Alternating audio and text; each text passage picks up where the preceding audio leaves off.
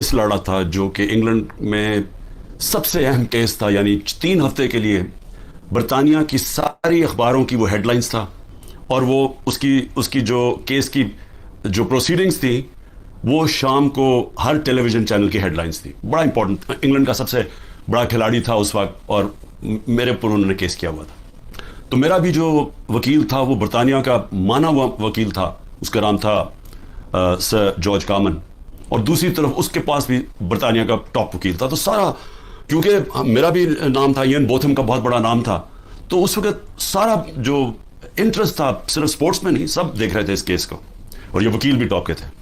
मुझे एक चीज़ याद है, जब मैं अपनी एविडेंस अपने वकील को बता रहा था कि केस क्या है, समझा रहा था उसको, तो उसने मेरे से एक बात की। उसने कहा, देखो मैं तुम्हारी कोई मदद नहीं करूंगा कि तुमने अदालत में जाके कहना क्या, मैं कोच नहीं करूंगा, ये हमारी अखलाकियात के खिलाफ है। हालांकि चुप करके मुझे बता देता कि देखो वो तुम्हारे से ये पूछेंगे, तुम ये कहना, वो कहना, या मुझे तैयारी करवाता, मेरी तैयारी करवाता, क्योंकि मैं तो कभी पहले अदालत में नहीं गया था। वो और बात है कि अब जो मैं जितनी अदालतों के चक्कर लगा दिए, मैं ज़बरदस्त तरीके से बोलता था, लेकिन मेरा तो पहली दफ़ा थी।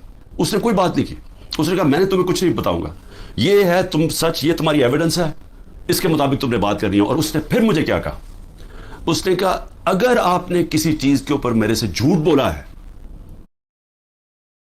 अहम ऐलान, तुम्हारा खत्म करके जज को कहूंगा जी मैं केस से पीछे हट रहा हूं। उसने कहा और तुम्हें 3 साल की कैद होगी झूठ बोलने पे। तो मुझे अभी भी याद है कि वो, मैं बड़ा एक तरह मुझे अजीब लगा कि ये इतना स्ट्रिक्ट रूल्स हैं यहाँ के, लेकिन मुझे तो तब तक तो मैं काफ़ी देर बरतानिया में पढ़ भी चुका था, मैं क्रिकेट खेलता था, तो मैं सिर्फ आपको समझा रहा हूँ कि उनका इखलाकी मेयार क्या था और उनका इंसाफ का निज़ाम क्या था, कि अदालत के अंदर जाके तुमने सच बोलना है, तब तक मैं तुम्हारे साथ खड़ा हूं।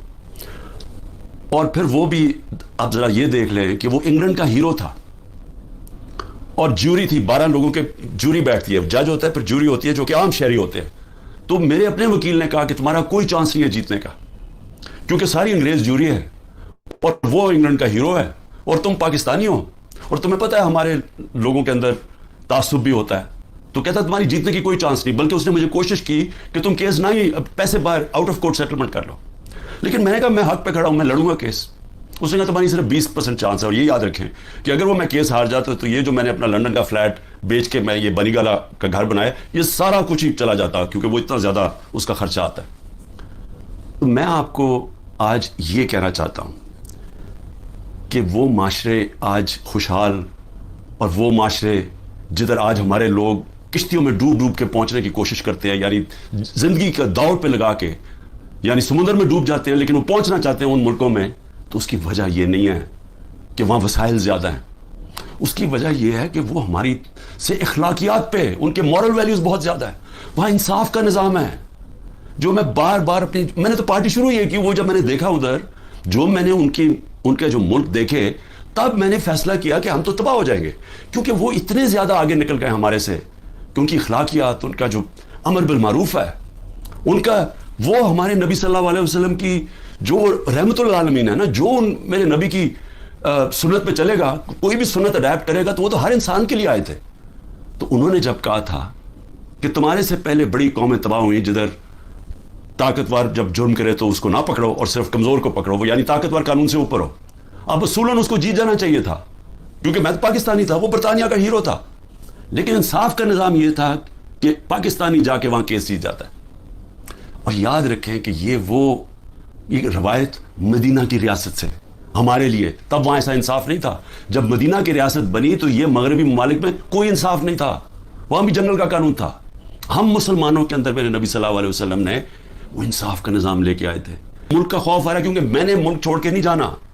लोग जो भाग जाते हैं मुल्क से, या जो अपनी, मेरे भी बड़ा आसान है, अगर मैं दुनिया में बाहर जाऊं तो मैं जा सकता हूं, मेरे लिए तो इमरान खान के लिए दरवाजे खुले हैं। लेकिन आम लोगों की मैं आज बात कर रहा हूं, आप जब सब सुन रहे हैं, कितने लोग आप बाहर चले जाएंगे? तो ये तो वो मेरे नबी ने जो 1500 साल पहले किया, हम तो वो तेजी से उधर जा रहे हैं। और हमारा वो आज जो वहां हो रहा है, खैर उस पैमाने में तो नहीं पहुंच सकते कि मेरे नबी ने कहा मेरी बेटी ने भी जुर्म किया तो उसको सजा मिलेगी, कानून से ऊपर कोई नहीं। हजरत अबू बकर ने आते साथ ही पहली स्टेटमेंट, मैं इंसाफ कायम करूंगा, ताकतवर कानून के नीचे लेके आऊं। हजरत उमर ने अपने बेटे को سزا دلوائی اس نے جب قانون توڑا. ہم تو وہ ان کی امت ہیں, بند کمروں میں تکبر سے بھرا ہوا, پاور اتنی اس کے پاس, وہ بڑے زور و شوروں سے فیصلہ کر رہا ہے کہ جناب عمران خان کو ہٹا کے تو میں نے ان کو, اور شہباز شریف سے تب سے اس کی بات چیت چل رہی تھی جنرل باجوہ کی. اب تو آج خواجہ آصف کا بیان آ گیا کہ ابھی ایک سال میری گورنمنٹ کو نہیں ہوا تھا, وہ کہتا تب سے سوچ رہا تھا کہ اس کو گرانے کا. بھئی تمہیں اس کی حیثیت کیا تھی؟ الیکٹ کر کے میں آیا ہوں, پبلک کے ووٹ سے میں آیا ہوں, ذمہ داری میری ہے, لیکن اس نے فیصلہ کر لیا. اور یہ یاد رکھیں کہ یہ جو آج ہو رہا ہے یہ ملک کے ساتھ, یہ سب سے بڑا جنرل باجوہ اس کا ذمہ دار ہے. آپ کو پتہ ہے کہ جو ہم نے IMF میرے پاس آئی ملنے ہیں, جو ہم نے, کیونکہ گورنمنٹ ڈیفالٹ کرنے جا رہی تھی اس لیے ان کو یہ $3 ارب IMF کا چاہیے تھا. IMF کی سٹینڈ بائی اگریمنٹ کی اس لیے ضرورت ہے کہ ہم ڈیفالٹ کرنے جا رہے ہیں. ڈیفالٹ کا مطلب یہ سمجھ جائیں کہ جس وقت پاکستان ڈیفالٹ کرتا, ہماری یہ جو معیشت کے ابھی حالات ہے اس لیے بالکل ہی بیٹھ جانا تھا, کیونکہ فنڈنگ بھی باہر سے ختم ہو جانی تھی, اور وہ نہیں ختم ہونی تھی, جو پھر اس کے بعد مہنگائی آنی تھی. اور آج جو مہنگائی کا حال ہے, آپ تصور کریں نا کہ میں سارے تنخواہ دار طبقہ جو آج بیٹھا ہوا ہے, غریب لوگ, پینشنرز, مزدور, جو آج مہنگائی ہے, اگر ڈیفالٹ کرتا اس سے دگنی مہنگائی ہو جانی تھی. اس لیے ہم نے فیصلہ کیا, حالانکہ وہ سوچیں 10,000 لوگ ہمارے جیلوں میں ہیں, عمران خان کے اوپر 180 کیس ہو چکے ہیں, پہنچ گئے ہیں 180 تک, ہماری سینئر لیڈرشپ جیل میں, لوگ انڈر گراؤنڈ میں گھر توڑ رہے ہیں ان کے, ہر قسم کا ان کی بزنسز بند کر رہے ہیں.